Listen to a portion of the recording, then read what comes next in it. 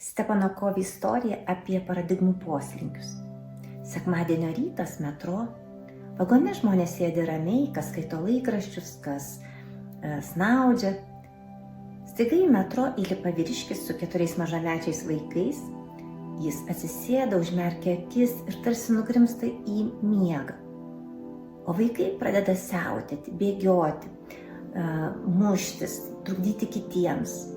Susierzinęs Covey prieina prie vyriškio ir paprašo: gal galite numaldyti savo vaikus? Jie labai triukšmingi ir trukdo kitiems. Vyriškis atmerkia akis ir tarsi tik dabar suvokia, kas vyksta. Taip, aš turėčiau juos nuraminti. Mes ką tik grįžtame iš ligoninės. Prieš 2 valandas mirė vaikų mama. Aš pats nežinau, kas vyksta su manimi ir greičiausiai jie taip pat nežino, ką daryti su jų sielvartu.